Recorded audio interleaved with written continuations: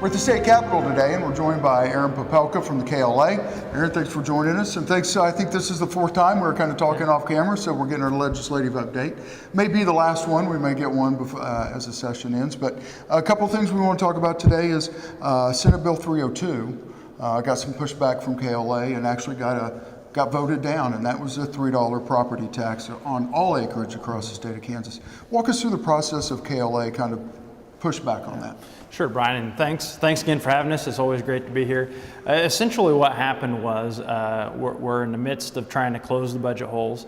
One of the ideas that came from a Johnson County senator was to put, as the bill called it, a $3 excise tax on land. However, doing a little legal research, it was called an excise tax, but it was really a property tax.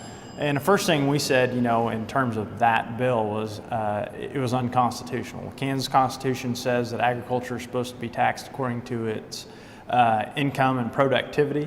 That violated that. So that was the first thing that we made mention of. Second, the average property tax on land in Kansas, this would have caused a 64% increase per acre. And when you look at grassland, it would have been even worse. It would have been a 217% increase, and so something that would have dramatically impacted the bottom lines of our producers. So needless to say, we were engaged. This was in the Senate Tax Committee. Fortunately, visiting with senators and kind of telling our story, we're able to beat that amendment when it was offered. It only garnered 4 votes and lost 7-4. So we're happy about that outcome. Well, you look at it, and the beef industry here in the state of Kansas pumps billions into the state economy, and we're talking about a 200% increase on grasslands. And we're talking about one of the best opportunities for Kansas ranchers to grow their herds on grasslands. It just didn't make sense. No, it doesn't. And really what this is kind of about is we're trying to close this budget hole, and it's kind of that old saying of don't tax you, don't tax me, tax guy behind the tree. And well, for a Johnson County senator, agriculture is the guy behind the tree. The district that this gentleman's from doesn't have a lot of agriculture, so it's easier to point the finger at us than to look at, how do we figure our way out of this mess. And real quick, we also got a voice veto on another bill that would have taken away some of the tax rebates that farmers get for machinery also. Right, and it came from the same senator out of Johnson County, had support of some other Johnson County senators. Would have repealed the sales tax exemption on farm machinery. A big impact on the bottom line when you look at new combine costing over $400,000. It's a big investment. By the way, none of the other states have sales tax on their machinery and equipment. And I think the bigger thing is that was really targeted at agriculture. You look at the other industries, manufacturing, services, they enjoy similar sales tax exemptions, and really what it is to prevent business-to-business value-added taxation is the goal of those exemptions. Perfect. We're going to take a quick break, and when we come back, we're going to finish up with Aaron and talk about how we're going to fill a $400 million hole. You're watching Kansas Ag Report. See you in just a minute.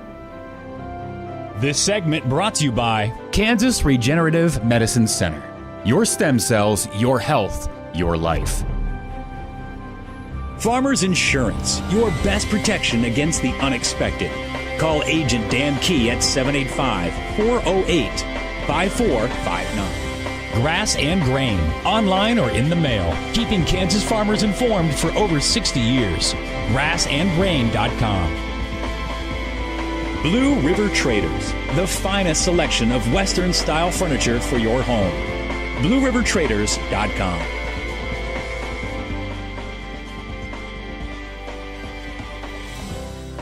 We're finishing up at the state capitol with Aaron Popelka from KLA. And Aaron, again, this is our 4th time. We'll probably get another one before the end of the year. But 402, is that right? About 402 million short coming in fiscal year? About 406 million, and that's gotten a little short, a little smaller.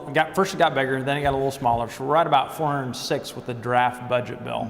And so essentially, I think a lot of the legislators have come to the conclusion that we've got about as much cuts out of the budget as we can. And so really it's come down to which taxes are we going to raise to fill that hole. Property taxes, we know that's kind of been put on the table, kind of been tabled again. What about income taxes? Yeah, so the property taxes, it's been our message that we don't want to go that direction. I think the governor's been pretty clear about that too. So really what we're looking at is, do we do something consumption, like that'd be a sales tax, or do we do something income tax related? And I think the big thing on the income tax front that's been talked about by some is back in 2012 we exempted business income, including income for farmers that aren't C Corps. Right. And so there's been some discussion, well, do we put that back maybe at a lower rate, but put it back on businesses so it's a little more fair? There's some that don't want to do that, some that do. And so that's really a lot of the give and take right now. Well, again, it's what you said was don't tax me, don't tax him, tax the guy behind the tree. Consumption, we're talking about alcohol, cigarettes, fuel, I would imagine. Yes, that's all in there. So there's the governor initially proposed increases in liquor and cigarette taxes. That's kind of hit a stop for now. It's talked about fuel is in the discussion. You know, kind of our goal is, you know, if we're going to do this, let's keep the dyed fuels, the off-road fuels out of it, because that tax really goes for roads, and we don't, in farm country, construction, other things that use dyed fuel, railroads, we're not on the roads. So let's not go down that direction through. What's our time frame?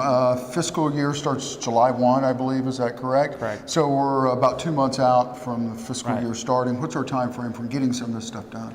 Well, really, the time frame on the legislative session ran out last week. We're now in overtime. You're looking at some of the Capitol employees, secretaries not getting paid necessarily to keep going forward. So really, we're in crunch time.